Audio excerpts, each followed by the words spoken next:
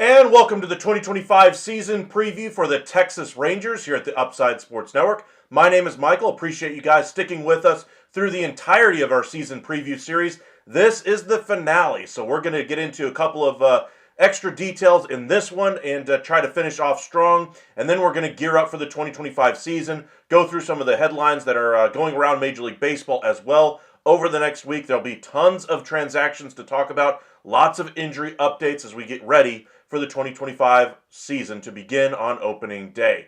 Appreciate all you guys sticking with us throughout this entire process. It's been a lot of fun discussing each and every single team with you here at the Upside. We're not just going to focus on one team. We're not just going to focus on the favorites. We're not just going to focus on the catchy taglines that a lot of networks out there like to pay attention to when they finally pay attention to baseball. We're going to give you fair coverage for all 30 ball clubs. So make sure you hit that subscribe button here on YouTube. Hit that like button on the video. It means a lot to us when you do those kinds of things. It really does help out the channel. So I want to say thank you to every single one of you who has. When you send those super chats, when you send those hearts in the chat, you communicate in the chat as well. You know, just letting us know you're here, letting us know where you're watching from, let us know who your favorite team is. Any of those types of interactions, anything and everything helps us out here. So I really do appreciate it. That and your support has been a great thing here at the Upside. So I just want to take a minute one more time to thank every single one of you guys out there for your continued support here at the Upside. But let's get into it. The Texas Rangers had a fantastic season in 2023, winning the World Series. They look to repeat in 2024, and, well, it could have gone a little better. Obviously, they suffered lots of injuries before the season. A lot of guys come into spring training dealing with nagging injuries, and those continued to be the case throughout the entirety of the 2024 campaign. Other teams also have to deal with injuries, but the Rangers lost a ton of man games due to injury last year, and for a World Series champion, it just looked like they ran out of gas, especially on the offensive side of things. The fill-ins that they brought in on the pitching side actually performed quite well, and it's just the offense didn't hold up enough. One of the worst seasons we've seen at catcher anyway last year was Jonah Heim. Hopefully he can have a bounce-back year. Adolis Garcia entered the season a little banged up from his injury that he had in the World Series, and ultimately had another injury that he had when he collided with Marcus Semien in late May that really kind of sapped his power for the majority of the season. Semien had a down year for the majority of the year. Corey Seager had a great 2023, had an okay 24, but we're expecting a bounce-back year. Wyatt Langford couldn't figure out how to hit the ball over the fence for the first several months of the year. Would do it every now and again, but in the minor leagues and in college, he was a guy that was, regularly hitting a home run every 12 to 15 at-bats. And then in the month of September, Mount Vesuvius went off, and Wyatt Langford found that power stroke. That's why Texas Rangers fans are so optimistic for what his career holds and what the 2025 season could hold for Wyatt Langford. Rangers lost an entire season from Evan Carter as well. We'll see if he can stay healthy the entirety of the season of 1. And 2, does he take hold of that center field position 2? And 3, can he handle left-handed pitching and play every single day? Or are they going to have to use Leody Taveras or a Kevin Pillar type to kind of give them a left-handed, a guy who can handle left-handed pitching in that lineup outside of Evan Carter. Lots of storylines going into the 2025 season. Let's look where they finished 2024. All right, so the 2024 season for the Texas Rangers, they ultimately finished 78-84, below 500. One of the few World Series defending champs to finish below 500. That is not something you want to have associated with your name. That is why the Texas Rangers had to beef up a lot of different areas of this ball club, most notably to that bullpen.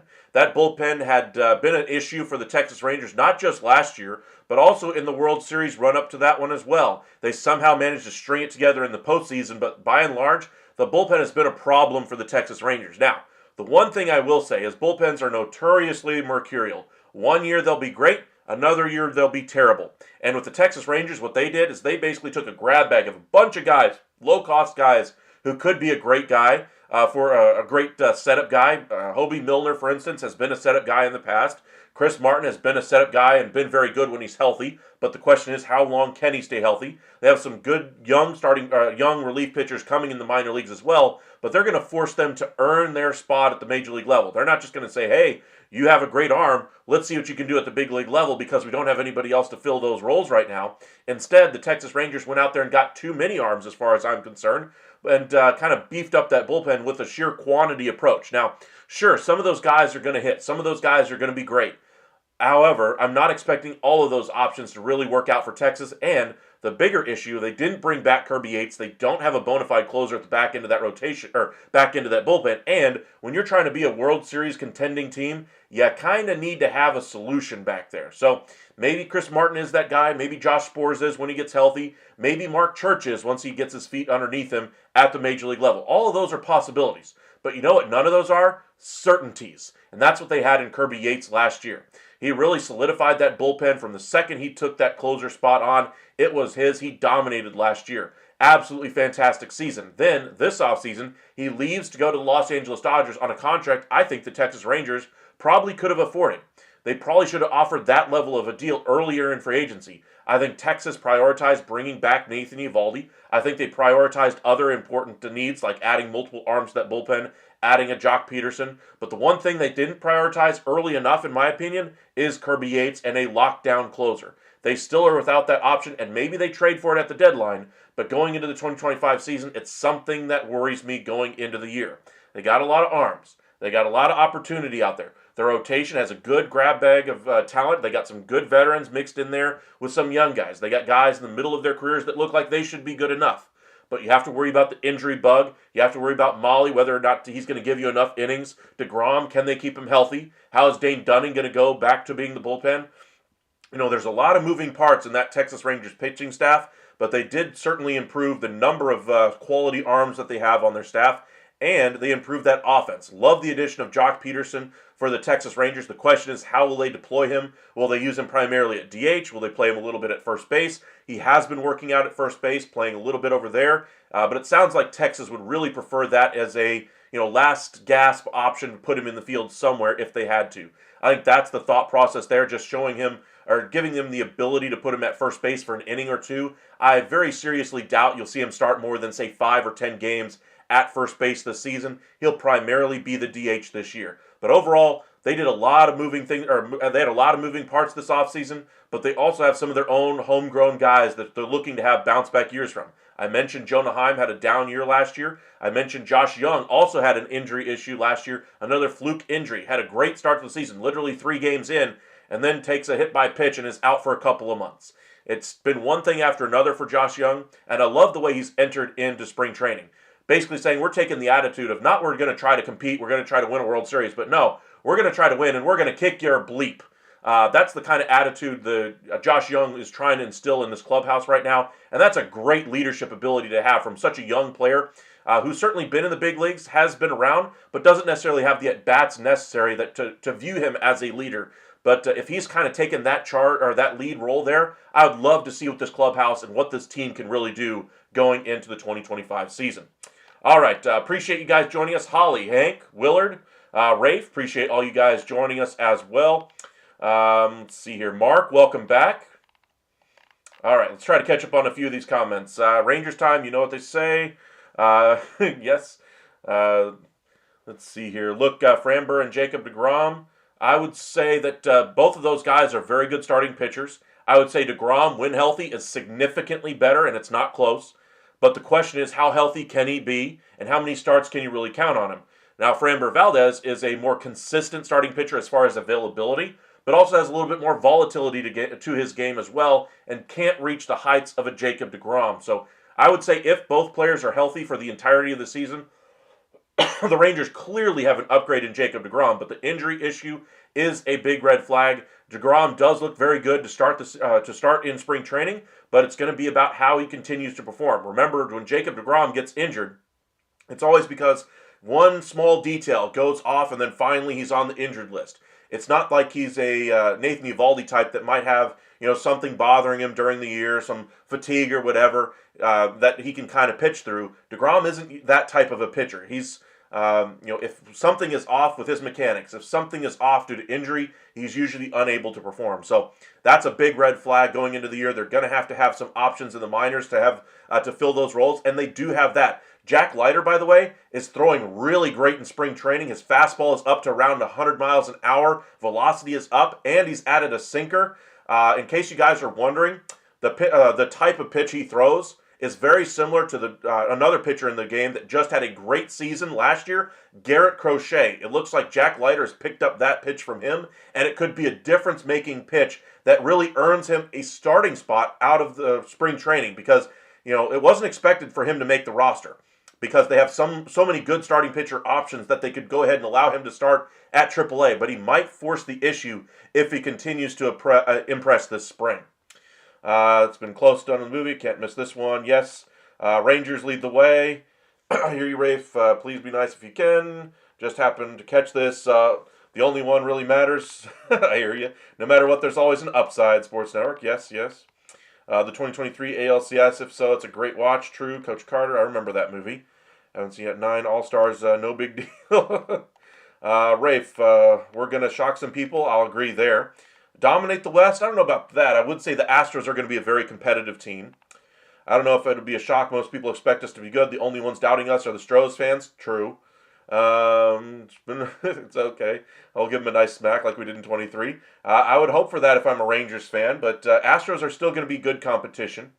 Mark, think the bullpen will be fine. Both Jackson and Martin pitched today, looked good, and I think Spores and Teodo will add. Think to the bullpen, they'll be fine if Leiter and Rocker can be a 6 or 7 man deep staff. Yes, sir. I hear you there. These postseason edits of us versus Astros going to be amazing. Let's see here. We will rocker you. I can hear that one. Need Leiter to succeed. I think the Rangers front office needs Leiter to succeed as well. All right, so last year, again, they finished 28-84. Let's look ahead to the 2025 Texas Rangers.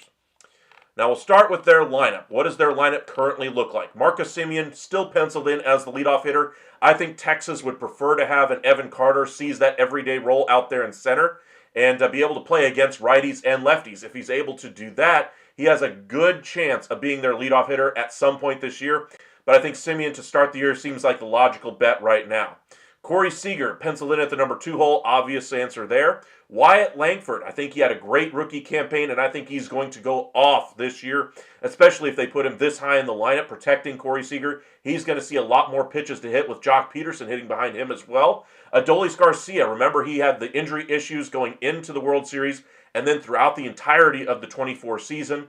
Adolis Garcia says he's back and healthier than he's ever been, and love to hear that going into spring training. He says he's looking to hit 50 home runs and 100 RBIs.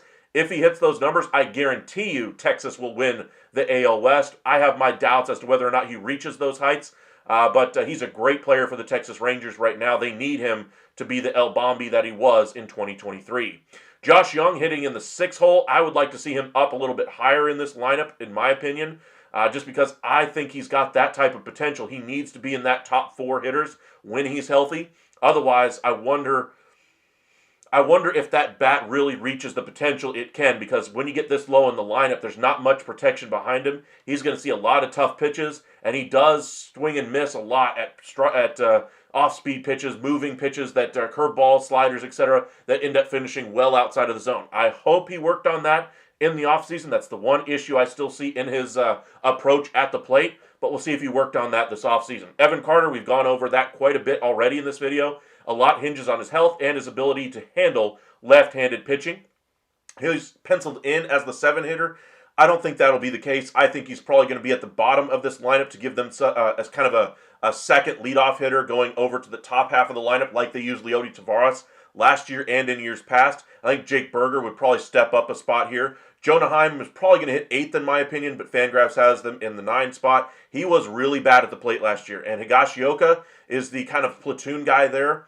I think he's going to be a great option there behind the plate, but he could see some time at DH this year as well. And for me, like I said, I have Carter hitting in the 9 spot. For their bench, this is going to get interesting because I think Leody Taveras has the inside track to make it onto this roster, but they could very easily try to save the money on him, trade him away because he's a guy that's out of options, and go with a guy like Kevin Pillar who can at least handle left-handed pitching.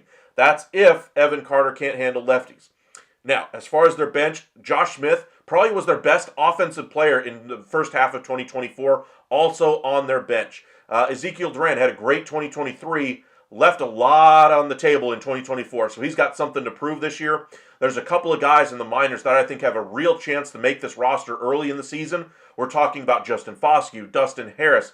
We're talking about Jonathan Ornelas as well. I think all 3 of those players are going to be on this big league club at some point early in the year. Kevin Pillar, I think, might even make it out of spring training if they decide to move on from Leody Taveras. The one that's on the bubble here the most to me is Ezekiel Duran. He's got to have a monster spring to kind of show that bat is back. He went to play winter ball this offseason, and he had a good showing there. Bat looked like it was getting back to the approach that he had in 23, but then he had to be shut down due to injury issues, we'll call it. They wanted to be very cautious with him. And so, again, the one player that I think is on the bubble most for this Texas Rangers team is Ezekiel Duran for making it to the opening day roster. It's okay talking, kind of miss Adolis Chapman. You mean Aroldis Chapman? I would say that his swag on this team certainly did help bring that, and I think Josh Young is trying to kind of replicate that a little bit along with the Adolis. Jock Peterson is kind of a hitter's hitter, loves to talk hitting all day long. I think he's going to be great for this lineup in that regard. I know, but the sight of him barreling out of the bullpen at full speed is terrifying to the opposing team, and they were going to freak out. I'll put it this way. Aroldis Chapman was a good reliever. He wasn't a great reliever for the Texas Rangers, but he did solidify the bullpen when they needed it the most. He was rocky in the postseason, to say the least, but still got the job done. And Texas, I think, has a better bullpen than it did then. But this bullpen still has a lot of questions for me to answer. So let's go and look ahead at the starting pitchers here for Texas. Nathan Eovaldi is probably going to start opening day for the Texas Rangers. Not because he's the best pitcher in this rotation, but because he's earned it. He is a Texas Ranger now through and through, signed a 3-year, $75 million deal. Is he on the backside of his career? Absolutely. He's 35 years old. Are we expecting, prime Nathan Eovaldi this year? Probably not, but he still should be a very good number 2 starter when all things are said and done. Could Eovaldi still be a good number 2 next year? Absolutely, but I think by year 3, we start to see a little bit of regression there from Nathan Eovaldi, but this year, he should be just fine. The reason why Nathan Eovaldi is starting is, 1, he's been available, and he is Mr. Texas Ranger in that starting staff right now, but 2, Jacob deGrom, they're trying to manage his innings. He's their number 2 in this rotation. I think they're going to start him probably the 4th starting pitcher out of the gate here, just to kind of save him from some innings usage as the year goes along. Not that he's their 4th best pitcher, but they're trying to push him back further into the season to allow him to stay healthy, throw a little bit less innings. That's the way he's fresh as you get to the postseason. That's when you want to utilize a Ferrari like Jacob deGrom. Number 3 pitcher in this rotation, John Gray. The ability for him to kind of be consistent in this lineup or in this rotation as far as availability is going to be key for Texas, because the rest of this rotation has red flags all over it. How many innings are you going to get out of Grom, Eovaldi, Molly, Bradford, Leiter, Kumar? Gray's one guy in here you can really count on, probably 120 to 150 innings this year quite easily. Nathan Eovaldi missed about a month over the last year or two. Got to wonder if he's going to have some wear and tear issues this season. but they're projecting 172 innings out of Eovaldi and between 130 and 150 for DeGrom, Gray, and Molly. That's a little bit high on Molly for me, who only pitched a couple of games last year before being shut down due to injury. He could have come back at the very end of the season, but Texas basically said, go home, take care of your family, because he had some issues off the field with his family, with his kids that he needed to be taken care of. And they weren't in contention, so there was no need to try to bring him back when he had some issues that were going to take his focus away from the game. So good on Texas for realizing that. But Molly is back. He's looking good so far in spring training. Has had some up and down performances. But guys are usually working on things in spring training. I want to see what the results look like once we get through a full month of April. Is he still healthy? First. 2, does he have a ERA under 4.5?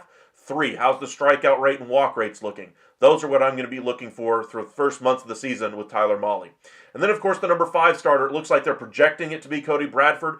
That was kind of fait accompli anyway, going into spring training, because Bradford had a nice season last year, even though he didn't pitch a whole lot of innings. They're expecting a 4.2 ERA for him.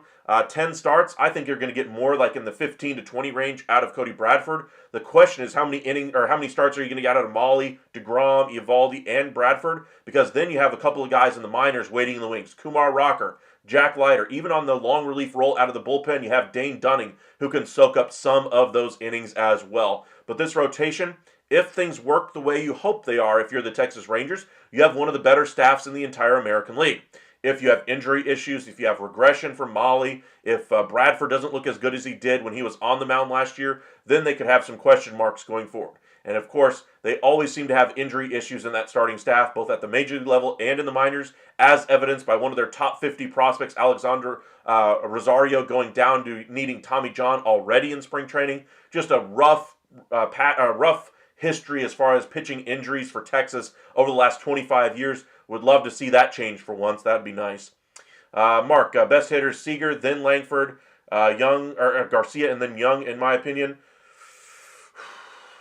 Best hitters, not even accounting lineup, not even factoring in the left, right, or who should be hitting where in the lineup. Best hitter for me, Corey Seager, unquestionably. Langford, probably 2. Garcia he doesn't hit the ball for contact enough for me, so I would put Josh Young just a step ahead of him. But he also is susceptible to that off-speed pitch, the curveballs, sliders, that kind of thing. But they're very close, Garcia and Young. But I would say the clear top 2, Seager and Langford there. Rafe, I'm just patiently waiting for the Helsley trade, even though I know it won't happen until at least a month before the deadline, if even then. I think they're going to make a trade for some type of a relief pitcher at the deadline. The question is, how much money do they have? Do they offload Leody Taveras to bank some funds to where they can add somebody at the deadline that would fit at that closer spot, or another high-end reliever? All options that remain on the table for the Texas Rangers. Forgot about Simeon. I would say Simeon's probably after that foursome there. In my opinion, though, I think both of the Garcia and Young are better hitters at this point. I think the defensive abilities of Marcus Simeon at second base, his availability, his leadership qualities make him an all-around better player. But as far as a hitter at the plate, I'd rather have, say if game's tied 3-3, bottom of the ninth, 2 outs, nobody on, I would rather have Seager up first, Langford second, Young third. I'd probably put Garcia third because of the clutch gene. If it's not in that situation, then probably Young. Kind of flip-flop the 2 if the situation were different. And then I'd probably put Simeon at that 5th spot, or maybe Jock Peterson. It'd be close. Jock Peterson I'd probably put ahead just because of the offensive prowess, and then put Simeon after that. Yikes, they aren't confident in our starting pitchers having good ERAs, or any of our starting pitchers. True. DeGrom is going to have a 2.99 according to Fangraphs. I doubt it, because if he's healthy, he's going to be much closer to a 2 ERA. The only issue you really have to worry about with Jacob DeGrom is health. When he's healthy, he's going to have an ERA around 2. It's just the way it is. Strikeouts are going to be really high. Like you see, the 12 strikeouts per 9. The walks are going to be incredibly low, 1.84. Honestly, I think it's going to be even lower than that. We've seen that throughout his career. As he gets older, the less walks he gives up, the more strikeouts that he has, the more strikeouts to walk ratio he's going to have. It's going to be incredible, the number you're going to see. That number is going to be in the neighborhood of like 12 strikeouts to 1 walk, somewhere around there. That's what I'm seeing for Jacob DeGrom this year, if he's healthy. If he's not, they could really have some issues there. Now, the much maligned bullpen, what does it look like going into the 2025 season? They've penciled in tentatively Chris Martin to be the closer to begin the year. I think that's how it will likely start. Robert Garcia probably takes one of those setup spots. He's been good so far. Jacob Webb has had a good track record of success over the last year or so. He was DFA'd by or non-tendered a deal by the Baltimore Orioles, and kind of a surprising move there. I think the Rangers are going to benefit by getting a very good reliever there. But I think Hobie Milner could be in that role as far as a setup guy as well. They're projecting Jacob Latz to be on this roster. I'm not sure about that one. He's going to have to earn that spot to me. Sean Armstrong is a guy that they signed to a major league deal. I worry about him being a long-term option in the bullpen for them. I think he's giving them some good competition to begin to begin their spring training, but I'm not sure he's going to be on this team by August or September. He might be one of those bullpen options that's ultimately optioned out or sent down or whatever the case may be, in order to make room for some of the younger pitchers like a Teodo or a Church or Spores when he comes back, or any one of those types of relievers. Luke Jackson is the guy they signed late in the offseason, early in spring training anyway, who had a down year, we'll call it. Last year, I believe he was with the Giants, did not pitch very well, but was once a Texas farmhand. Very different pitcher than he was at that time, so Texas trying to go on the 1 year down, 1 year up kind of a thing here with Luke Jackson, just giving them some more depth there. And then Jacob Latz had a great first half, and then it looked like hitters really figured out what Latz was doing to them, and then he's going to have to adjust and see how he goes in spring training, and maybe he'll make it out of camp, but I wonder if there's going to be some surprises here in the bullpen. We'll show you guys what I mean here in just a few minutes as well. And then, of course, Dane Dunning, the long relief guy out of the bullpen. I think he'll be piggybacked with a couple of the starters in that rotation. DeGrom, I think he could be piggybacked with, along with Molly, just to make sure those guys are healthy to begin the year as well. Like I said, there's a good chance that Leiter makes this rotation out of camp as well, and then Bradford goes into the bullpen, or they go with some version of a six-man rotation / bullpen. Could be an interesting mix the way they decide to use it. Chris Young says they're going to go with a five-man rotation, but I wonder if at times they kind of use spot starters that are long relievers out of their bullpen, starters by trade, and then piggyback those guys on shorter starts from other guys. I think that's how they'll ultimately use the long reliever starters that they have on this roster. And again, Josh Spores, like I mentioned, is on the injured list. Let's see here. I get Jacob and Logan Webb getting mixed up way too often. I hear you. Right there with you. All right, so minor leaguers. What do the Rangers have to work with on the minor league guys? Tucker Barnhart's had a really nice spring training so far. If Jonah Himes really does struggle, during the first half of the season, say he's one of the worst hitters in the league, again, like he was last year. If Barnhart's still around, which I don't think he will, I think some club will pick him up and add him to their active roster on the major league level already by that point. I think he'll get a contract offer of that type from another club. But if he's still on the Rangers at that point, I think Jonah Heim would be in danger of losing his roster spot. I think the Jonah Heim, if he doesn't show the promise that he showed in 23, the all-star ability, if that bat doesn't get, or even just a little bit better, he could be in danger of a roster spot issue at the all-star break. Chad Wallach, another good bench option for them, but he'll probably stay in the minors more than anything else. First base options for the Texas Rangers.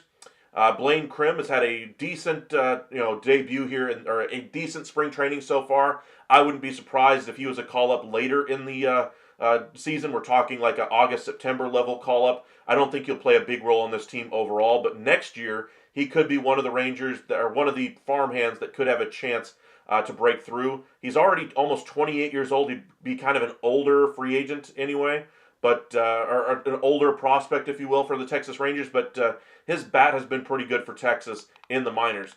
Justin Foscue, as I mentioned, is going to be on this Major League roster at some point. He's going to push to make this roster. They have a good mix of players that are up the middle that could break into this active roster early in the season. Foscue has always been a good hitter in the minor leagues. The question is, can he get consistent enough at bats at the big league level? And I think that's what Ezekiel Duran really struggled with last year. He couldn't really get solid footing because of those inconsistent at bats. Same, I think, is going to be said for Justin Foscue. I wonder if they offload one or both of those guys in a trade for somebody later later during the season. Those are some names to keep an eye on as well. Sam Haggerty, a guy who does have experience at the Major League level with the Seattle Mariners last year. And we'll see if he ultimately breaks through with this roster. I don't expect him to start with the Rangers out of camp, but maybe if he sticks around with this team into June, July, maybe he could get a few at-bats, a cup of coffee at the big league level if they have some injuries there as well. Thank you, Hank. Hit that like. I agree there. If you guys are new here, be sure to hit that like, subscribe. It does mean a lot to us when you do that. And this is the finale of our 2025 season preview. The finale being the Texas Rangers. We've covered all the other teams in Major League Baseball. So if your favorite team is the Houston Astros, the Miami Marlins, the Atlanta Braves, Chicago Cubs, Los Angeles Dodgers, New York Yankees, check out the channel here. Be sure to hit that like and subscribe as well. But I'd say Krim is going to have a good chance to make the roster at some point if he continues to hit like he did in AAA last year. All right. Foscue, like I said, is going to be a contender to make this roster. Alan Trejo has been a nice defensive piece, but I wonder if he ultimately makes the roster at any point. I think he's going to be AAA depth more than anything else this year, but he does have an outside chance if there are injury issues.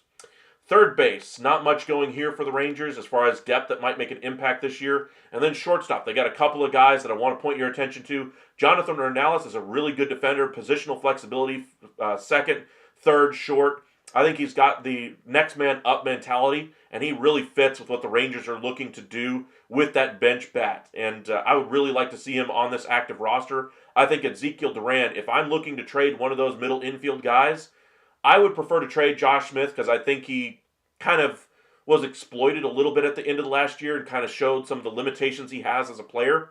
But if you get the Josh Smith from the first half of the year, obviously you'd rather have that guy. I'm just not sure how consistent that player is going to be there for Texas, especially when he doesn't have a home on the field. You're not playing him every day at short. You're not playing him every day at third. And I think he would benefit from playing every day somewhere. Now, if you trade him to a team that can use him, like, say, the Minnesota Twins or the Pittsburgh Pirates, that could utilize him at a position every single day, maybe you get a nice bullpen arm back. His value, according to baseball trade values, is actually fairly high, around 14 mil. You could get a really nice bullpen arm or two if you decided to go that route. Now, Nick Ahmed, really good defender at shortstop. I'm not sure how much really he gives you offensively though, and so I don't think he'll break through with the club through spring training. I think he'll start the season in the minors and ultimately sign with another team that needs some shortstop help as the year goes along. And then, of course, their top prospect, Sebastian Walcott. He's not going to be a factor this year, but we've already seen him hit a home run this spring training. And as far as Sebastian Walcott goes, he's going to be a force to be reckoned with on this roster probably as soon as 2026.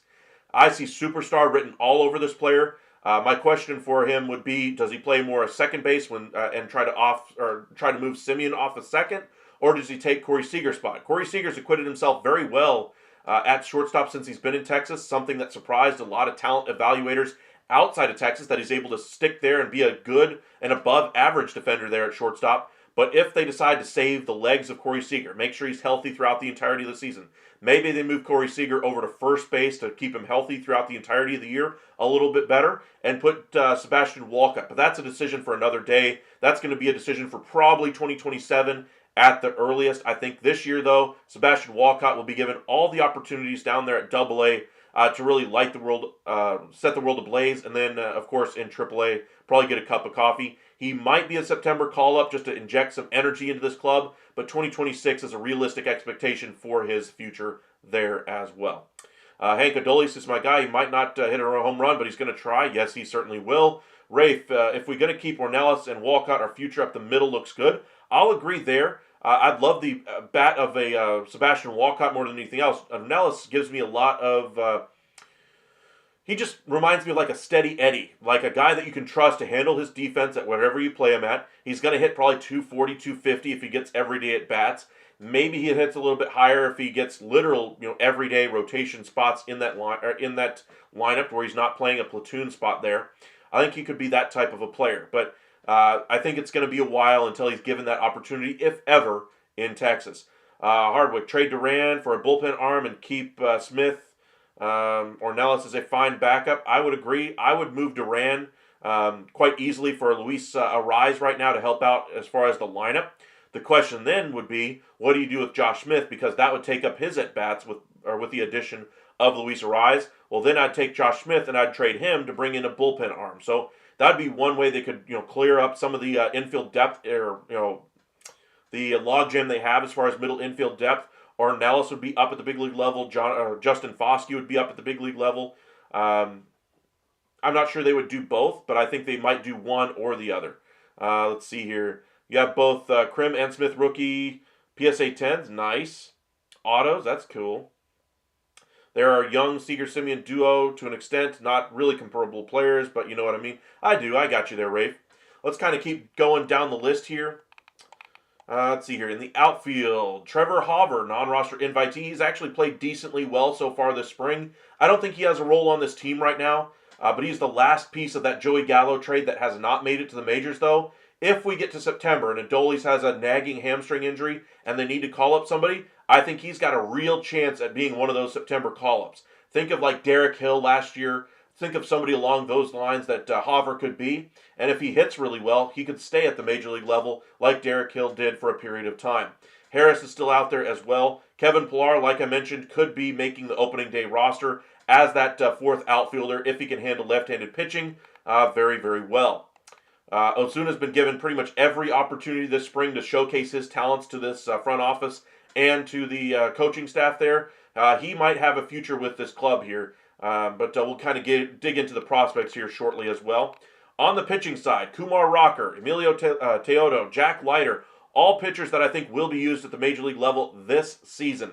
Teodo probably going to be used as a bullpen guy at some point this year by Texas. Jack Leiter, I think, is going to be a starting pitcher for the long term along with Kumar Rocker. I think they'll be given every opportunity to be starters at the big league level. You know, around the All-Star break, I'd probably have both of those guys in the rotation. I'm expecting some injury issues in that rotation, specifically from Tyler Mahle. I think that's one guy that's going to go down at some point just because he hasn't thrown much, and I worry about him the most out of those arms. And then you never know with Jacob deGrom how many starts you're going to get out of him, especially at this point after he missed the entirety of last year. But they do have a good arm, or they do have some very good arms that they can turn to. Garabito they have listed as a starter. He's more of a reliever right now. Adrian Hauser is a good stopgap option for them. He's probably going to be AAA depth for them as well. And Dane Acker could be a nice piece for them at some point later in the year. They may utilize him out of the bullpen, though, and try to play up some of his better pitches. That's a possibility as well. As far as relievers, Mark Church, like I mentioned, has a great chance to be on this club at some point. Curvello is a Rule 5 pick. They're expecting him to be in the minors. Guess what? Rule 5 pick is not going to, or he was a Rule 5 pick anyway. He's going to be on the big league staff this year. I think he's got a real good chance to make this roster because the Rangers love his stuff more than anything else. And so I'll say he makes one of those, makes a surprise appearance there in that bullpen. Maybe they put one of the guys on the injured list just for a few days just to kind of allow their bullpen to kind of figure itself out. If arm injuries happen, fatigue happens, I think they'll move it around quite a bit. Walter Pennington was the trade asset from last year that they acquired from Michael Lorenzen from the Kansas City Royals. I think he's going to have the hardest time breaking through in this bullpen until later in the year. Jesse Chavez is back. Cole Winn, this is a make or break year for him. He's probably going to be non-tendered a deal if they can't get him to perform at the big league level at some point this year. Big arm, but he hasn't shown consistent enough success at the big league level. Festa, again, he's more of a depth arm, kind of eat innings guy, not really a high promise guy. And Joe Barlow, their former closer, is back with the Texas Rangers. He's got a chance to be an arm for them in June, July. Robbie Ahlstrom is one of the guys that is in spring training with the Texas Rangers right now. Nobody's heard of this guy, but as far as what he could bring to the table, I hear Mike Maddox really likes him, and every year we always see one reliever, come out of nowhere and make this club. So maybe it's Curvello this year, maybe it's Ahlstrom. I think Ahlstrom has a real chance here. The guys at DLS Sports anyway, the podcast, Jeff Wilson, the former writer for the Fort Worth Star-Telegram anyway, is reporting that Ahlstrom is getting a good look here in spring training from Mike Maddox. So maybe if he gets to be Mike Maddox's favorite, like we've seen before, think Robbie Ross back to the years when they were the first time Mike Maddox was around the ball club. Think of that type of acquisition to this team. I think Ahlstrom has an outside chance to make it out of spring training. I think more realistically, though, is that he's going to start the season in the minors and is one of the first call-ups to the active roster if they have a significant injury that requires them to bring somebody up that can eat some innings for them. But we shall see how this bullpen really shapes itself out as we go through the year. Let's see here. Gallo trade feels like it was forever ago, but time flies when you're having fun. True. And he was considered one of the better hitters in that deal at the time, but it took him a little bit of time to get his feet underneath him with the Texas Rangers. I thought he hit the ground running when he first got to Texas, but then things kind of slowed in the years that followed. And He's getting a little bit older. He's still a little bit shorter of a player, and I'm not sure how much lift he really has, or helium, as they say with prospects. I'm not sure how much helium he really has within the organization to ever be a factor at the major league level. But it'd be nice to see the fourth piece of that deal ultimately make the team at some point and serve a role, even if it's just for a couple of weeks, to give them injury fill-in type of a performance. I would like to see that for him. He's been a good, consummate professional with Texas ever since they acquired him in that trade for Joey Gallo. All right, let's look at the payroll for the Texas Rangers before we go into the prospects here. Texas last year had a payroll around 227. Remember, they're trying to stay underneath the luxury tax threshold, so kind of keep that in mind as we go through it. They have $40 million spending on Jacob deGrom, then 38, then 37. Average annual value of $37 million is this contract. That's a lot of money for the innings that they've gotten so far. They're hoping for a better return on their investment. Corey Seager, still worth every single penny and then some at 32.5. Marcus Semien, I think, has started to show a little bit of wear and tear over the years, especially with the amount of games they're having in play. I mean, I get it. He's the game's Iron Man right now. He starts every time he's healthy. But at a certain point, maybe a day off would allow the guy to relax and maybe save up some energy and perform better offensively throughout the year. Why are we worried about an Iron Man streak with Marcus Semien? I get it. You want to show that you're the consummate professional, be the example for all the young players on the team. You're the unquestioned vocal leader of the team. I get it. But at a certain point, just say, I need a minute, guys. Give me a day off, coach. Even if it's just to be a DH for the day. Just get yourself off your feet, get himself some rest. He's 34, almost 35 years old. There's no reason the Rangers should be utilizing him that often. There's a lot of middle infield talent that they have, so we'll see how they ultimately decide to use Semien this year. Does he start all 162 if healthy, or do they move him to, say, 145 games and give him 17 games off during the year? Maybe put Duran over there at second base for those starts. Maybe put Josh Smith or whoever they decide to use. But I think getting him off his feet would be a wise move for the Rangers, especially as they try to make sure they're healthy going into the 2025 postseason, which I do think they are bound for this year. Evaldi at 22, Jock Peterson 18.5 has a player option and then a club option in the following 2 years. They have a couple of guys scheduled for free agency after this year, so some money is going to be coming off the books. John Gray and Tyler Mahle are going to be free agents after this year, so they'll have a little bit of money that they can play with next year as well. Arbitration guys, of course. And then their payroll right now sits at around $235 million. They have about $6-ish million with which they can use right now. Remember, if they move off of the contract of Leody Taveras or of a John Gray or a Tyler Mahle, obviously that would increase their ability to take on another big contract via trade at the time. I'm curious to see what their decision is at the deadline. If they still haven't found a closer solution, do they go out there and get a Helsley? Do they get a Suarez? Do they go to the Minnesota Twins and try to get a Duran? I think that would be the route they choose to go if they still have issues finding their solution at that closer spot. Going into their future years, they got 148 committed next year, and so forth and so on. Next year, if you add in, say, $20 million, $25 million for arbitration-eligible guys, that takes you to around 170. That leaves the Rangers with around $70-ish million that they can spend. They will add a starting pitcher, add him at around $30-35 million a year, so they'll add a number one type of starter, or at least a number two. The Rangers GM, Chris Young, absolutely loves bringing in starting pitching. He will do that again next year. And then they'll add probably a proven bullpen arm, if I had to guess, if that bullpen has some issues again. And then they're going to have to figure out what they're going to do with the Dolis and the other pieces that are headed towards free agency. But it's going to be a fun year in 2025. I think the Rangers have a great chance to be very competitive, possibly win the division, maybe even make it to the ALCS or World Series this year. It's going to be a good year for Texas Rangers fans after a head-scratching year in 2024. They were able to celebrate the World Series all year long, but outside of that, it was a rough year from injuries, rough year from an offensive perspective. Hopefully they've solved those issues with the changes they've made offensively. They certainly made an impression that they were looking for power this offseason. Part of the reason why they moved off of Nathaniel Lowe was because he never tapped into that power in games. In batting practice, he showed all the promise in the world as far as a power hitter, but he never was able to translate that into games, and a great guy. Ultimately, he had to be traded in order to save some money on this club, obviously. They added a bullpen arm to this club as well with some control. Love that part of it. And that move allowed them to bring in a better power hitter, a better professional hitter in Jock Peterson. We'll have to see how this move works out in the long run, but you can definitely say that this team prioritized two things. One, bringing in pitching, whether that be Nathan Evaldi or in the bullpen, and in their second priority this offseason was addressing power in that lineup. Higashioka, the one thing he does bring is power to the lineup. He doesn't hit for a lot of average, so he's always going to be more of a power first, home run type of a hitter, first and foremost.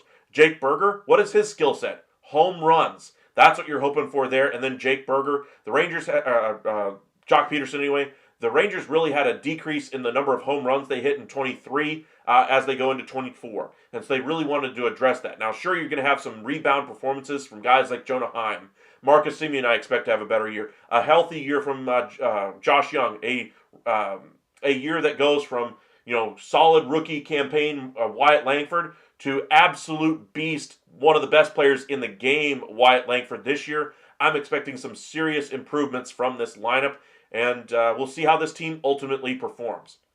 Let's see here. I don't think anyone wants Duran, but he's a great utility. I keep him. Trade Smith for the value. That's kind of why I like the idea of trading Smith for the value, because he does have a higher trade value right now.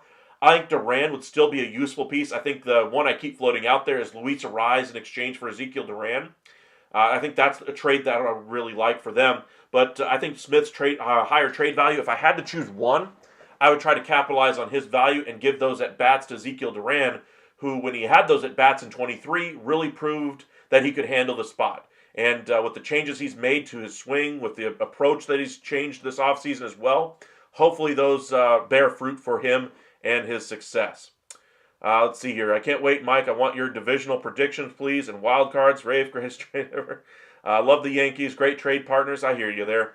We will get to the divisional predictions. I think you guys have seen at the end of these videos, I kind of tell you guys where I see these teams ultimately finishing. We'll try to do just a prediction-only show as far as where the standings will finish, especially as we get closer to opening day. We did one before spring training. We'll do another one as we get closer to spring training after we know how injuries and teams really fared through spring training and see which teams, might really be a behemoth this year besides the Los Angeles Dodgers and the ones we already know are going to be good clubs. All right, looking at the prospects for the Texas Rangers, 3 in the top 50. 2 of them are already, at the major league level or have injury news. Kumar Rocker is going to be at the major league level this year. I think they're going to be patient with the start of his season, and they might start him in May as far as at the big league level, allowing him to not use as many of those innings early in the season because he hasn't thrown a lot of innings, in the last 4 years. It's been a while. And so they were going to try to conserve those innings. Now, Alejandro Rosario, again, Tommy John, another tough break for the Texas Rangers. And we've talked about Sebastian Walcott. As far as the prospects for the Texas Rangers, let's go to the 2024 team, or prospect pool for the Rangers anyway. Here's your list. We've talked about Walcott, Rocker, Rosario, Leiter, Malcolm Moore, a first-round pick for them. Hopefully he can reach the potential there. Foscue is going to be dropping off of this list. I think he might have already done so with the number of games he's played already. Teodo has a really strong future, but might be a bullpen arm, kind of like Jose Leclerc, who kind of was a guy who had a lot of control issues in the high A, low A levels of the minor leagues before he came up with the Texas Rangers. And ultimately, he transitioned to the bullpen. His stuff was really strong, had great strikeout rates, but had a walk rate of like 5.7 or 5.7 per 9, something like that. Some really crazy numbers as far as walks. Tells you control was an issue. I wonder if Teodo kind of fits that similar ability there, but hopefully he can handle the walks a little bit better than Jose Leclerc can. The rest of this system here, I have really high hopes for 2 prospects for the Rangers that I think could be in the top 100 of baseball before the end of the year, maybe even in the top 50. Yolfran Castillo is the one the industry is paying attention to, and Paulino Santana. Santana was one of the top prospects that the Rangers were able to acquire in international free agency last year, and we'll see what they do with their bonus pool money this year. But both of those guys I would expect to be in the Rangers' top 5 prospects by the end of the year, guaranteed. The question is, how high do they really rise in the top 100? I think both of those guys could finish inside of the top 50 by the end of the year. Sebastian Walcott, with the guys that are going to be graduating out of the top 10 this year, I think Walcott by the All-Star break could be in the top 10 of the sport. Let's see here. Love it. Heel, welcome in. My hot take, Kumar Rocker will finish top 5 in Rookie of the Year voting. I'm not sure he'll have the innings to get there. I think the stuff will certainly be there. But, if the stuff is there, maybe he does get in that top 5. Let's go Rangers, dude. We're going That's the kind of the thought process there for Josh Young. That's what he's trying to instill in the locker room. Willard, I think the Astros and either the Yankees or Rangers in the ALCS, and this time the Astros beat them because, and like last time, we got a legit first baseman. I hear that. I will say that they finally solved a black hole over there at first base. They have not had a good one in 3 years.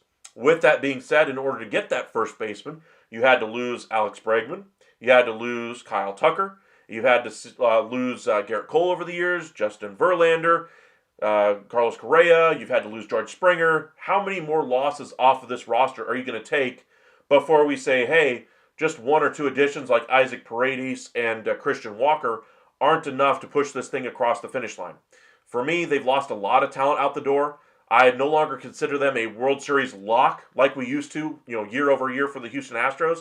And now I still see them as a very competitive team. I think they have a great chance to get to the ALCS. I think they have a great chance to win the division, even over my Texas Rangers. But to say they're even as good as the Astros teams of, say, 3-4 years ago, I think is a little bit disingenuous. They're a better team at first base, absolutely, but they're not a better team overall. They have a lot of injuries in that pitching rotation. The Rangers have a lot of red flags in their pitching staff as well.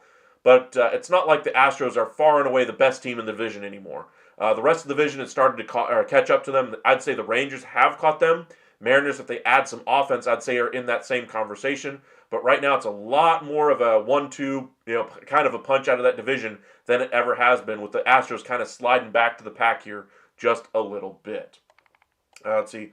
Don't talk about Leclerc. I wanted him gone for the last 4 years. He's always a choker. I don't know about that. He was one of the guys that we could really count on in the postseason in that run to get the World Series victory. I actually liked Jose Leclerc. He had his good moments. He had his bad, rough outings. But when he was on, he was lights out. And I kind of compared him in his younger days to a young Aroldis Chapman. He was not that at the end of his career with the Texas Rangers, but hopefully he does well for the Athletics this year. Wish him nothing but the best. Willard, plus the pitching staff and bullpen and offense and defense is better this time around. Willard, are you saying literally every single thing about the Astros is better than every single thing about every other team? I think your fandom is showing there, my friend. Don't be surprised if we get another Astros Rangers ALCS. I think that's a legit possibility. I think the Yankees are going to have something to say about that, though. The Orioles could be there if they get a starter. Red Sox, I think, are going to be very strong as well. Let's see here. I want the Astros to have a fall off more than the Dodgers. I get the competition between the two clubs. I just want to see good baseball being played. I want to see the Astros succeed. I want to see the Rangers succeed. I always want to see my favorite team do better, obviously, when my team is going up against another team. But I still want to see great baseball being played on the field. Let's see here. Rafe, he's got one good postseason, doesn't make up for all the yelling at my TV. One good postseason and then several other good stretches when those teams were absolutely terrible, and he was the one good bullpen arm we had at the time. We're talking years like 2019, 2020, 2021, 2022. Jose Leclerc has been around the Rangers for a long period of time, and he had a long track record of success. But again, his issues were walks. When he was when his command was there, he was lights out. When he wasn't, he couldn't get it there and gave up a lot of walks, and as a result, every now and again, when he gave up that home run, it didn't work out too well. But Jose Leclerc, he served well as a Texas Ranger, and he'll be fondly remembered, for me at least, for the production he gave, not just in that World Series run, but in the years leading up to that. He was one of the most consistent players that was able to perform when he was right. But again, he was part of the problem as well, because again, like you mentioned, the control issues were a serious issue. The French Prince, yes. Mariners only catch disappointment for their fans. Yee. That's a rough one there, Heel. I get it. They have a good pitching staff, though. I still think they need to add some more talent offensively more than anything else. All right. We've talked a little bit about the prospects, talked a little bit about the lineup, the payroll, all those kinds of things.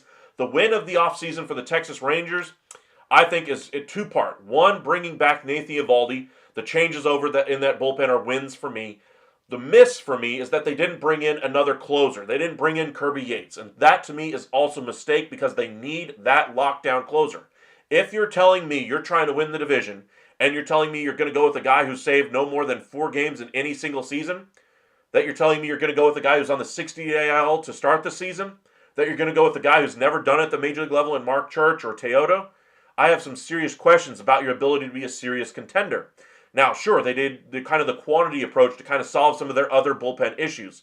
But until you solve that 9th inning, the middle innings are while they're still valuable and they count just as much as the ninth, that ninth inning can be an absolute gut punch, and it's a different animal. It requires a different mentality to handle that type of a role. And for me, I think Texas missed the boat there a little bit. I think they should have added another closer here. They have the funds to go ahead and do it. I thought even a guy like a Graveman, a Finnegan, a Jansen, anyone that's a lower cost option would have been a nice one to get there. But they chose to go with the quantity approach in the bullpen and save some money. I have my questions as far as the miss there. And then in the lineup, the other win for me is Jock Peterson. I have my questions about his fit defensively, but there is no question about what he's going to do for this offense. This offense should be significantly better than last year, and because of how much they struggled, his addition here is really going to push this team a lot further than some of the other additions that they made in that bullpen. His impact on this team is going to be felt up and down this lineup, not just when he's in there hitting in the box, but also the conversations he's having with all those young hitters that the Rangers have. Maybe he can help Evan Carter solve some of his issues against left-handed pitchers. Now, Jock Peterson hasn't been able to solve those issues himself quite as much, mainly because he hasn't been given that opportunity. But he's acquitted himself a little bit better as of late over the last couple of years against left-handed pitchers. He can handle them a little bit better than he has in the past. But just talking hitting, talking about the process of hitting, what swing path you're looking for, what you're looking for in certain counts, how to track pitches, that's going to be invaluable to the Rangers clubhouse. He's kind of the same version of Nathan Eovaldi for the pitchers. Eovaldi will talk pitching all day long with anybody up and down the Rangers roster. Doesn't matter if you're Jacob deGrom or Robbie Alstrom. He's going to sit there, watch your bullpen, and pick and choose and talk about things you did well, things you could work on, how he can take and apply things you did and apply them to his craft. He's incredible for the Rangers pitching staff. Jock Peterson is going to do the same thing with the hitters in the cage. He's going to look at that swing and say, hey, dude, your timing is a little off. Hey, you're rotating your hips a little too quickly. Hey, you're dropping your shoulder. He's going to be able to pick up on a lot of those things that hitting coaches are going to be responsible for. I think his addition to this team, having a player that can do that, relay that message to players in a way that they might be able to understand a little bit better from somebody who plays the game in addition to them, I think is going to be invaluable for the Rangers staff. So we'll see what this team really looks like. I'm excited to see what this Rangers lineup is able to do, and I'm expecting power to be a big uptick here for the Rangers this season. Appreciate you guys joining us. We're about to cross the 1 hour mark. Be sure to hit that like and subscribe if you haven't already. Follow us on Facebook at Upside Sports Network and on X at UpsideSN. Really appreciate you guys joining us this evening. For the finale of our 2025 season preview series. The Texas Rangers are the final team to cover here, but we've covered all the rest of the teams. So if your favorite team is the Houston Astros, we've got you. Check out our live we did discussing all things Houston Astros. If your favorite team is the Dodgers, the Braves, the Cubs, Orioles, Pirates, Royals, Tigers, we got you covered. Check out our videos here at the Upside, and be sure to hit that like and subscribe on this video. It means a lot when you do hit those buttons. It means a lot, helps us out quite a bit. And we're going to keep you guys updated throughout the entirety of the MLB season, keeping you up to date on all the latest news, rumors, headlines, injury status, what your lineup's going to look like, rotation, what certain matchups are going to look like, what teams should be looking like in the future, what prospects are doing. Every single thing you could possibly think of with baseball, we will have it covered for you here at the Upside. So be sure to hit that subscribe button. Thank you guys very much for doing so. All right. Talked a little bit about the payroll and everything. What holes do they have? Still in that ninth inning role for me. What are they going to do to solve that issue? Let's go over to baseball trade values trade value site here, and we'll pull up the Texas Rangers. Now, one guy that could be off this roster is Leody Taveras. That's one piece we could see. We've talked about the middle infield depth that the Rangers have. Josh Smith being a more valuable piece out of the two between him and Duran, but Duran probably being the one that's easier to trade for the Rangers. A little bit tougher, though, to trade Josh Smith after the performance he gave in the first half. I'm not sure you're going to get the biggest return on investment, though. So let's go ahead and do the first trade here we'll do is with Ezekiel Duran. You guys have seen this one 1.5 million times if you've been paying attention to my channel. Let's go with the majors side of things. If they decide to take on some money here, they could go ahead and bring in a first baseman in Luis Ariz from the Padres. But again, that's a lot of money. That would push them over the luxury tax threshold. That would be my only worry here. Now, one way they could offload some salary here as well is they could include Leody Taveras in this deal. Gives them some positive piece going out as well. The Padres then could turn around and trade them a closer that they are looking to offload as well. This would solve two birds, one stone. Where is he? I think he's got negative value, if I remember correctly. Yeah, Suarez, -4 value. And he's making $10 million this year. His valuation, I think, is 8 for the luxury tax calculations. So if the Padres include, I don't know, 10 million, throw a nice round number at it, what would the trade have to look like? Well, you'd have to include one more piece if you're Texas. Say you include another, low-cost option, maybe a Justin Foscue. Again, clears up some of your active roster spots there. And there's your deal. You get a closer, you get a guy that takes over at first base. You still have Josh Smith as well for flexibility. You call up Jonathan Ornelas to take Duran's spot. You call up Pilar to take Tavares' spot. And there you go. You're ready to go for the season. Let's go ahead and validate this trade real quick. Post it. I think the Rangers would be getting a little bit better deal out of this one. The question would be, how would the money work for the Rangers? Would it be enough to offset the luxury tax concerns, etc. for the Rangers? I think they might have to make other moves in addition to this one. Tyler Mahle comes to mind, but who's going to want a pitcher who hasn't pitched in about a year for any significant period of time? Going to have to reestablish his value first before we do that. As far as another trade, let's do something a little bit more creative. We talked about that trade idea quite a bit this offseason at multiple points so far. Let's go with the Rangers once again. They're looking for a closer. We've talked about Ryan Helsley. I know you're anxious about this one, Rafe. Anthony Bender heel, that would be a decent one. I like that idea. But I want a closer guy first. I would rather offload the Leody Tavares money as a secondary goal. My primary goal is to add a closer. So say before opening day, you're looking at the Cardinals. You're like, hey, dude, we know you're going to trade Helsley at some point. Why don't you go ahead and trade him to us? We'll help you out. So Helsley has 13 value. That's a lot of value for the Rangers for a closer for 1 year. So what could the Rangers give up that would be worth it? You're not going to give up Bradford. Moore could be a piece, but I think they just drafted him. I don't think they would move him. Dreiling has struggled so far, but is still very young at 21. Maybe you go the Dreiling route. I'm not trading Castillo. Osuna's acquitted himself well in spring training. Maybe he'd be a little bit more valuable of a piece here. Winston Santos as a starting pitcher could be a nice option.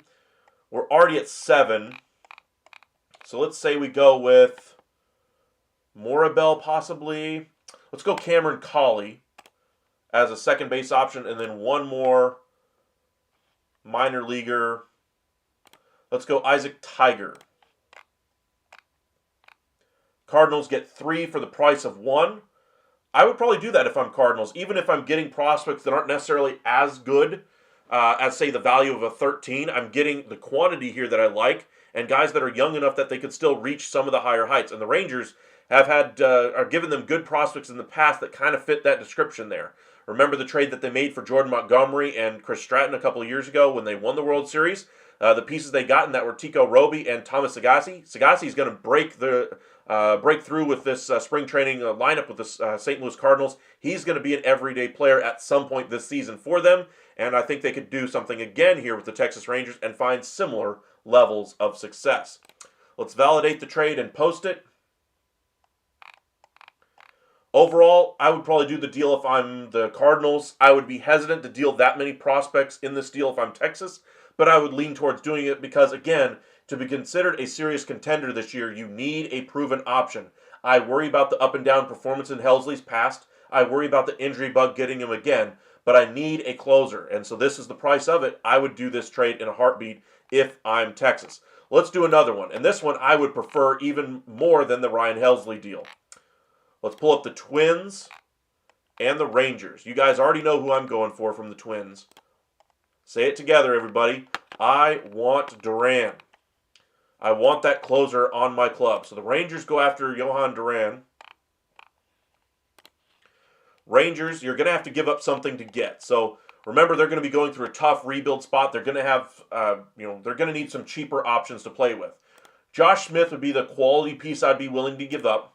We're already a little over halfway to his value. We need another $11 million as far as total value. So let's try to split it between 2. Let's say you go Dreiling for 1 piece. You're already at, 21? Maybe Santos, if his value's high enough. Let's see if we do Santos, what it does. That's pretty close. I think they'd want a little bit more, though. So say they do, I don't know, Collie, and then they go really low value, another piece just to finish this deal off. Somebody who is running out of options, maybe go into the bullpen as well. Maybe a Cole Winn. You free up a 40-man roster spot, two 40-man roster spots to bring in Duran. Now you have flexibility to add one of those minor league arms to the big league roster at some point as well. Not too bad. If I'm getting Duran in this deal, I would say it's worth it giving up Josh Smith. Post it to the trade board. If you guys follow along on Baseball Trade Values, you can see a lot of the trades that we've been posting over the past month as well. Not too bad as well. Let's see if I can catch up on some of these comments here. I know you guys have been mentioning quite a few different things. Let's see here. Holly, ninth inning bugs me as well. I couldn't agree more for the Texas Rangers. Steven, welcome back. In New York, we have a rivalry between the Yankees, who I hate, and the Mets. Do you have that with the Astros and Rangers? To a certain degree. I wouldn't say it's to the level with the Mets, but I'd say it's close. Let's see here. Leote for Anthony Bender. Let's go ahead and look at that possibility. Again, saving a little bit of money, adding to the bullpen there. Let's go ahead and do the Rangers here.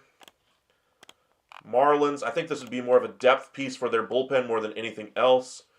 Let's look for center field. Leote Tavares to the Marlins. They're not looking for major league players back, so that's another issue for this deal. But again, we'll get away from that conversation for just a moment. Bender, a 7 valuation.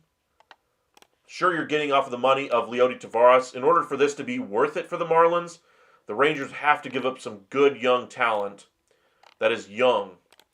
And we're looking around 5 valuation here. So you're looking in this range here. Yolfran Castillo, I ain't giving him up. Cabrera could be a piece. Would that be close? Close-ish. But I still don't think Miami does it. I don't think they have any interest in Leote Tavares, and they're not getting enough value back in return either. So I think they probably say no. Personally, I'm a Yankees guy as my number 2. Okay. But I have your Mets in the World Series this year, not them. Interesting. Pretty much the same for me. Better. Only time I've hated for the Astros themselves is when the Astros and Rangers play. To a certain extent, I'll agree with that one. I think it's becoming a lot less of an animus there between the two teams ever since Bregman's now left and Correa's left and Springer's left. There's a lot better players a lot more players I can find myself cheering for on the Astros than I ever have as a Ranger fan, at least of the recent years of the Houston Astros. Now, if you go back to the days of Moises Alou, Jeff Bagwell, Craig Biggio, those teams I could really root for as well. But the years that they had with Correa, just the moxie, bravado, brashness they had, I didn't appreciate that at all. Let's see here. Helsley, yes, the voice of our fans. Just want a closer to keep for years and produces more years than not. True. The one thing I really like about Texas, when they did have a proven closer in Joe Nathan, is they had a proven closer in Joe Nathan. They had that ability to lock down games and say, hey, look, we know Joe Nathan is probably the most consistent closer we've had. He's probably going to blow maybe 3 to 5 games a year, but we know he's going to be very, very consistent and be able to shut down the other team, pretty much every single time we need him to. And we can live with the 3 to 5 games he blows. For me, Joe Nathan was one of the best closers I've seen in modern baseball. I would probably put him borderline top 10 in the game's history. He was a very good closer. I think the Rangers need to go for somebody along those lines again. We'll see if they can do it. Let's see here. Okay, we aren't getting Duran, but I obviously would love that. I would agree, but at the trade deadline, who knows what the Twins are going to do. That would be a trade I would make for sure at the deadline there. I'm okay trading out Smith as long as we trade for a guy who produces in the pen. True. Wooey, welcome back. Do you think the Angels can trade Rengifo Ward for any decent starting pitcher? Yes, I think they'll add some minor league starting pitchers. I don't think at the major league level they need to be acquiring guys that have proven it already. I would rather go the draft and develop approach and then trade away your veterans to add more prospects there, not add major leaguers to the team. This Angels team should not be trying to win games. They should be focusing on developing good habits there, getting good approaches at the plate, doing things the right way there in Los Angeles. I think that's their primary purpose there. Well, as long as both the Rangers or Astros win the World Series, the Dodgers, I hear that one. Can you check on Ryan Weathers? I can. He's a starting pitcher for them. Weathers value 19 with 4 years of control. He might be a decent option, but I would rather go a different direction if I'm looking for controllable starting pitchers if I'm Texas. There are a few others that come to mind, including Pablo Lopez and Sandy Alcantara.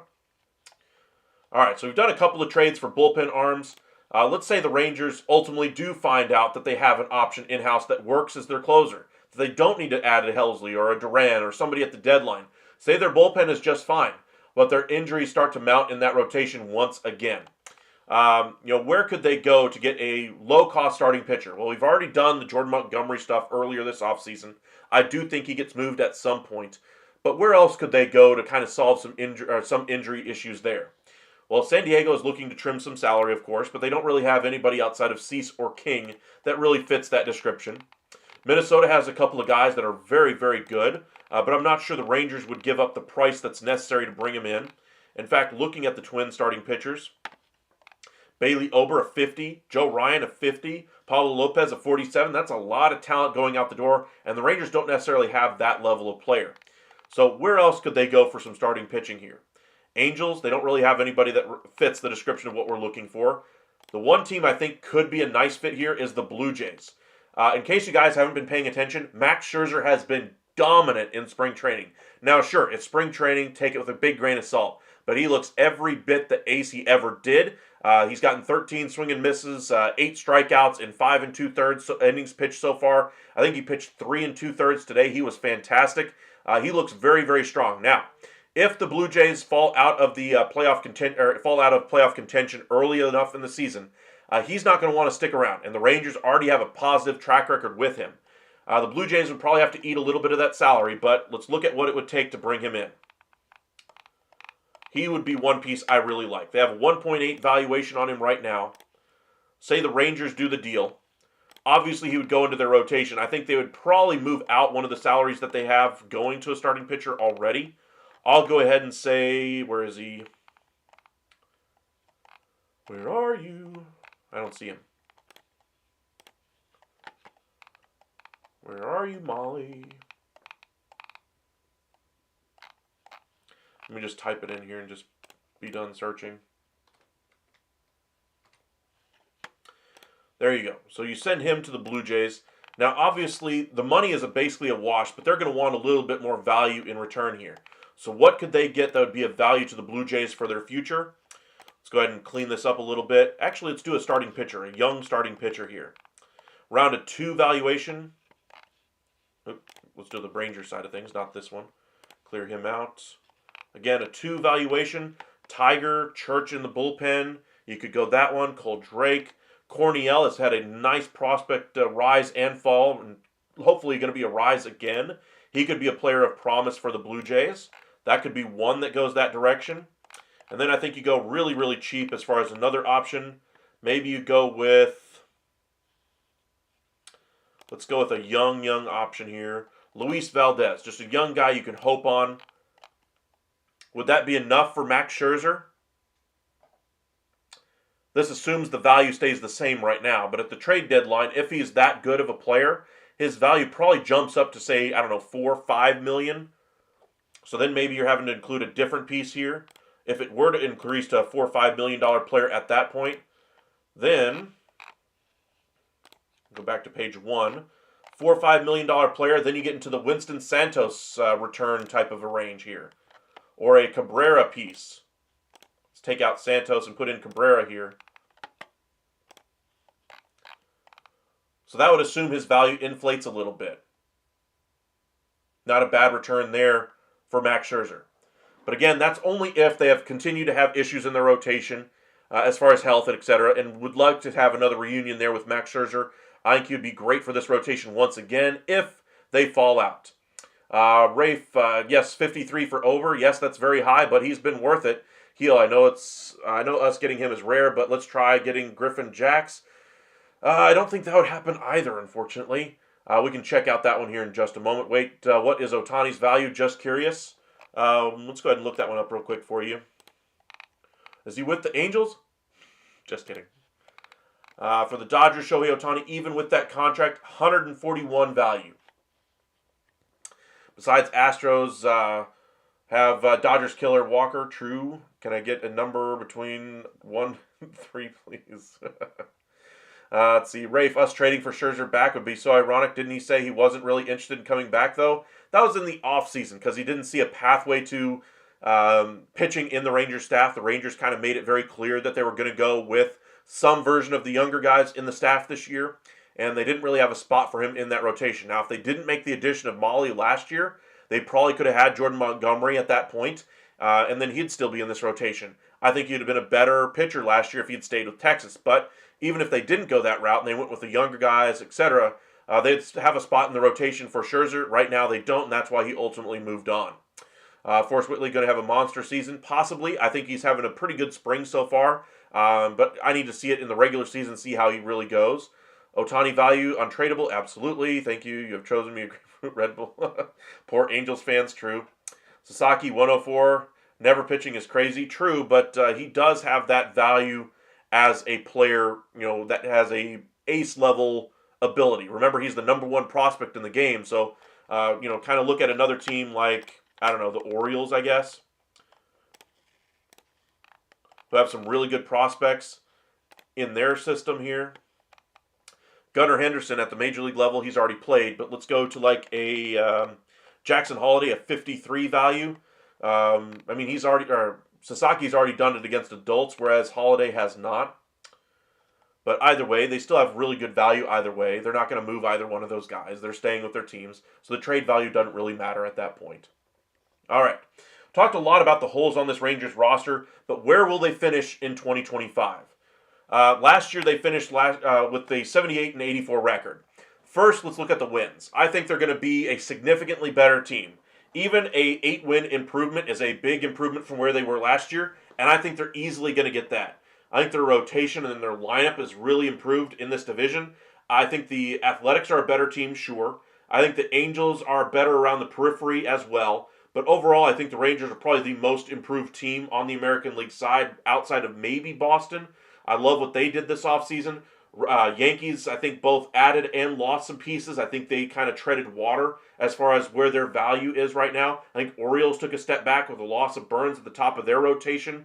Royals, I think, took a step forward with the addition of India, but I'd say the Rangers did the most work to improve their roster. Jock Peterson on the offensive side of things, and then all the different additions to that bullpen really are going to help out. And then, of course, Higashioka behind the plate really to help out Jonah Heim, where they really did not get any production at the plate from either of their catchers last year, even after they traded for Carson Kelly. So, going to see big improvements offensively from this Rangers team, and I think that alone gets them into that 85, 88 win threshold.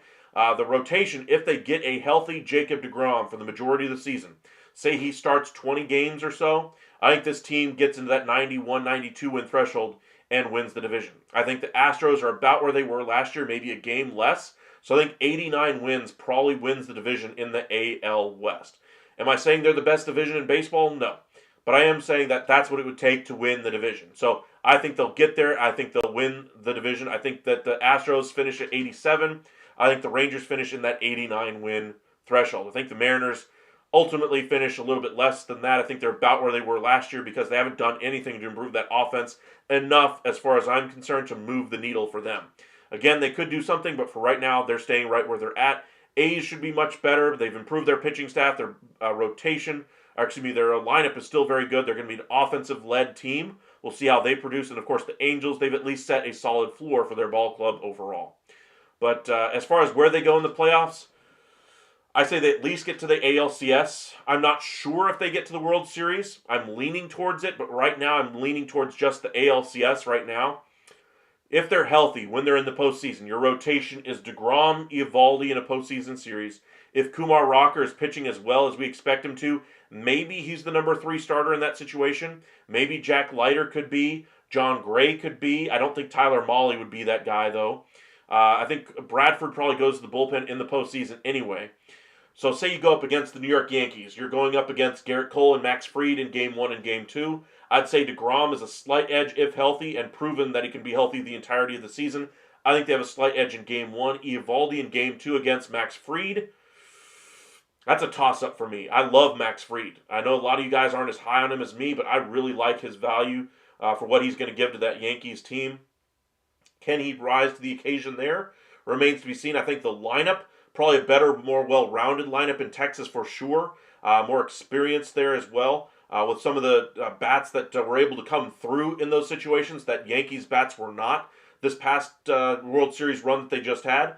But it's going to be a long season. I think they're going to be a little bit more worn down than the Rangers were, or the Rangers will be at that time. I'm leaning towards Texas getting to the World Series. Now, Dodgers, I still have winning the World Series right now. I think, my Rangers fandom is going to pick the Rangers anyway, but my head says that the Dodgers are the chalk this year and ultimately win back-to-back World Series. So we'll see. I think the Rangers are a very good team. I think they win the division. I'm pretty confident in that one.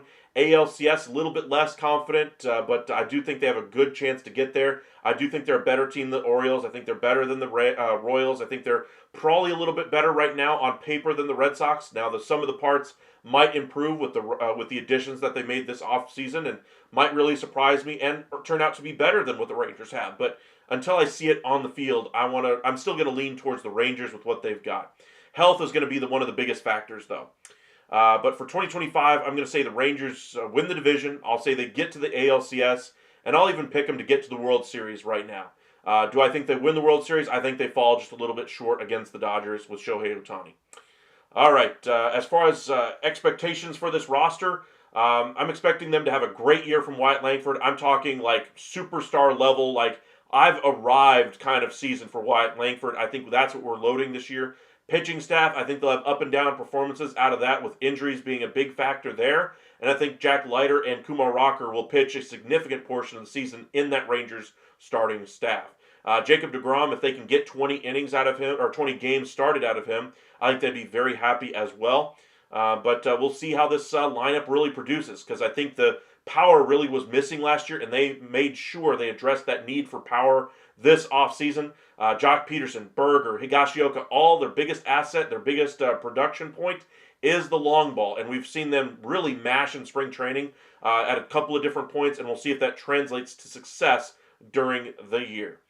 As far as big trades, maybe they go out there and add another ace level starter, because they are going to have some money coming off the books this offseason. But again, they're all worried about getting underneath that luxury tax threshold. They're going to have to offload some salary if they're going to bring on some salary. Closer is still a concern, what they decide to do there. All right, as far as the offseason grade, I'm going to give the Rangers,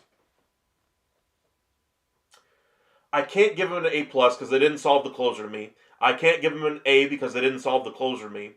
But they did solve a lot of their issues. They solved a lot of the offensive issues as far as I'm concerned.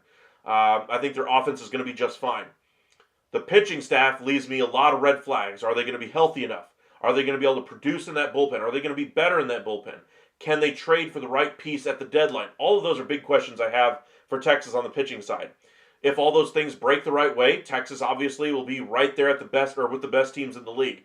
But for me, I'm going to go ahead and give them a grade this offseason of an A-. The loss of Kirby Yates, I think, will be felt by this team, especially in the early months of the year, while they're waiting for Josh Sborz to get healthy before they make a trade. I think they'll add somebody via trade to help out this bullpen as the year goes along.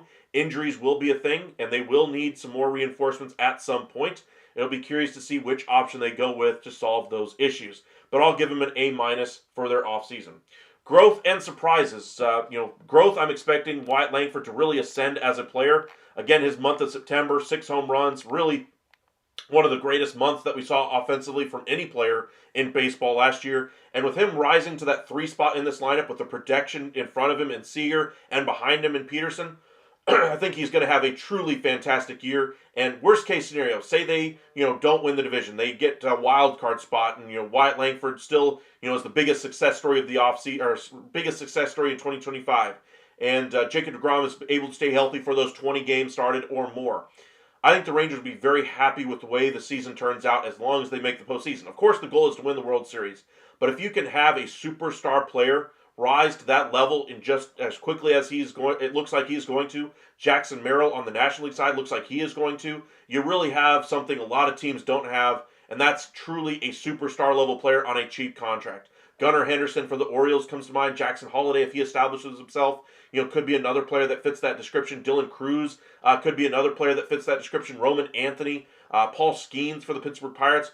having that level of impact player from literally a minimum or league minimum salary is invaluable to a team. And I think Wyatt Langford is going to have a huge growth season. Josh Young, if he can just avoid the fluke injuries, I think will just have a lot of growth, period, just because of his ability to stay on the field. That's been the biggest problem for him. Same thing for Evan Carter.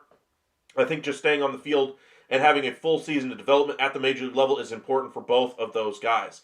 As far as on the pitching staff, I'm not sure how much growth you're going to get out of those veterans, but as far as the Kumar Rockers of the world, Jack Leiters, Teodo, whoever they bring up, Mark Church as well, I think this year is going to be invaluable for their development as well. I'm hoping Jack Leiter establishes himself as a every rotation starter for the Rangers going into 2026. That's my goal if I'm the Texas Rangers, to get Leiter to that point. Same thing for Kumar Rocker.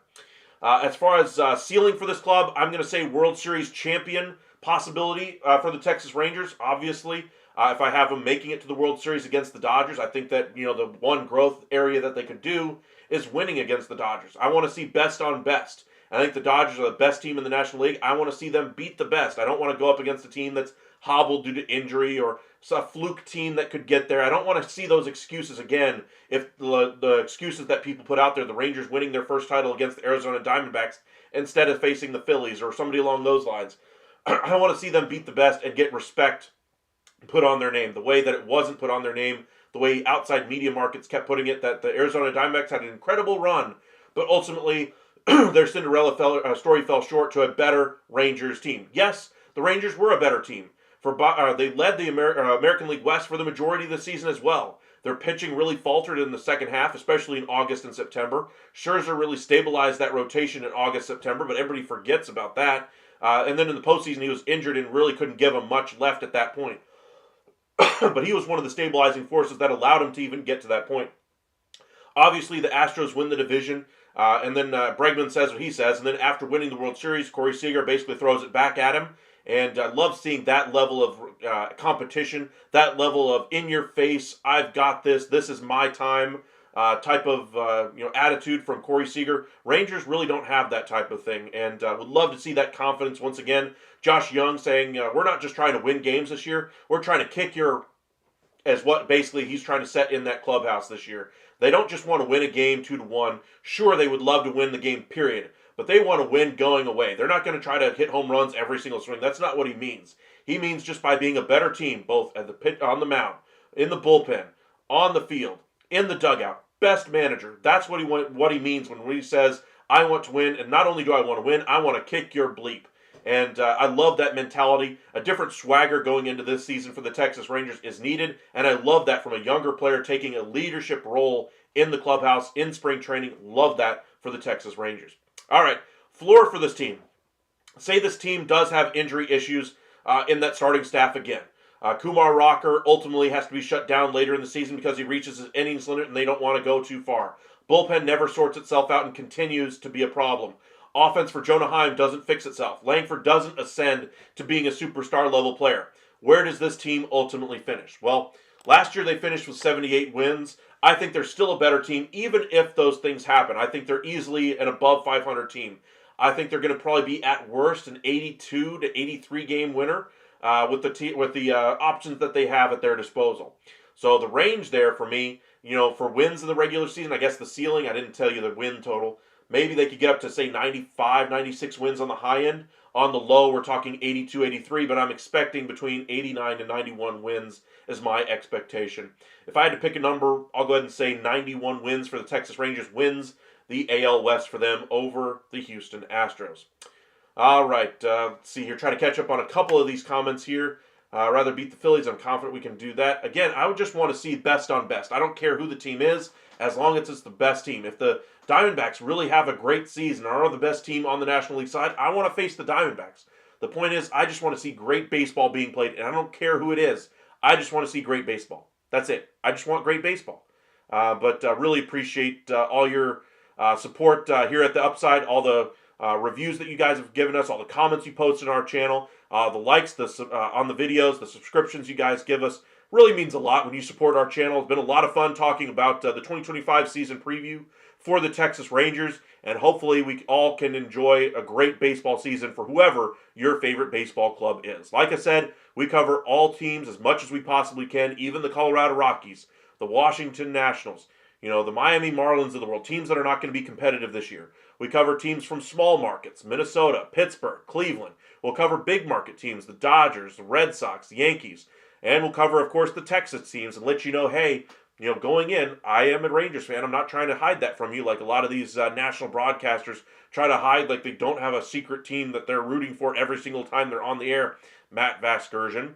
I would love to see people be a lot more honest when they're covering games and realize that it's okay to have a favorite team, but don't let it cloud your judgment, and just realize that great baseball is all around us. We have so much talent in the league right now, so much great young talent. I just want to see it continue to be a great thing. So really appreciate you guys joining us as well. Rafe, just saying, if I put $100 on the White Sox to win the World Series, I win 500 or 50K. That's a lot of money. I don't think you get it, but that's still a crazy one. Not a bad bet, but still maybe $10. Yeah. But yeah, they don't really have a chance in my opinion. You like good baseball? I just like the Rangers winning in my opinion. Yeah, I mean, of course I want to see my team win. Willard, question, sir. It was a fluke. What happened next season? Nothing. Now what?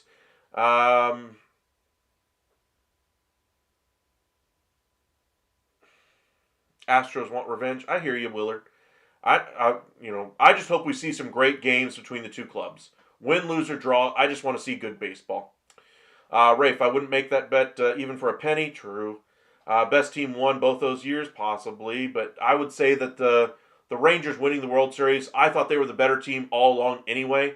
I think they kind of ran away in the first half from the Astros. Astros kind of caught them in the second half when the Rangers had all those injuries in their starting staff and really couldn't figure out their bullpen in the second half of the year. The first half of the season, they had a good bullpen early in the year, but the second half, the pitching kind of fell apart for the Rangers in 2023. But they were able to stabilize just in time to win the wild card spot, and then 11-0, like you said, on the road in the playoffs. Just an incredible run and winning a World Series in 23. Hopefully they can do what the Giants did with Bruce Bochy and win every other year. That would be awesome. Rangers won their first World Series in franchise history in 23 and look to do so again in 25.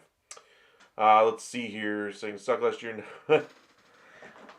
We sucked last year, now what? Well, yes, the Rangers did have horrible offense last year. It's just the way the cookie crumbled. And then Chris Young went out there and made some additions. I would argue that the offense was bad and completely understandable. That the Rangers understood their offense was terrible. So that's why they went out and addressed it by adding some power to this lineup. That was the one thing that was really missing from an offensive perspective for the Texas Rangers. So we'll have to see how this thing really works out the rest of the way. Let's see here. Can't argue. Yes. Okay. I hear you. Holly, I saw your comment pop up and then disappear. I didn't catch it before it disappeared, though. If you want to send it again, I'd love to answer if you have a question there before we head out for the evening. But this concludes our 2025 season preview series, the Texas Rangers. The finale here tomorrow. We'll get into some predictions. We'll also get into some headlines from around Major League Baseball and get back to our MLB Hot Stove Daily videos that we were getting into before we did these season previews. But really been nice talking about every single one of these teams with you guys. I try to cover as much of these clubs as I can. I try to be as balanced as I possibly can and give you pretty even coverage overall. Not just of the best teams in the league, but also teams that are rebuilding or struggling. But I really do appreciate your support. I want to thank you guys one more time. Let's see here. Actually, we went to the World Series after cheating, so the point is mute. Astros won in 22-2 next. We'll see if they get there again this year. All I'm saying for Willard there, I would say that they are not the same team that they were in 22. I don't think they're quite as good. I think Astros front office would tell you they're not quite as good as that team, but they still have a legitimate chance to win the division. They have a good chance to get to the ALCS. They're a very good team. They're just not as good as they used to be. All right, appreciate you guys joining us. If you guys want to hit that like and subscribe if you haven't already, I'd greatly appreciate it. We'll see you guys again tomorrow night. Going to make a couple of videos here after I rest up my voice to kind of post it tomorrow, so be on the lookout for those. Really do appreciate you guys' interest in Major League Baseball, and we're going to keep this thing going throughout the entirety of the MLB season. So be sure to follow along. Find us on X at UpsideSN and on Facebook, Upside Sports Network. And be sure to subscribe here on YouTube. It means a lot to us when you do that. So if you wouldn't mind helping us out, we would greatly appreciate it. Y'all have a great evening out there. Stay safe, everybody.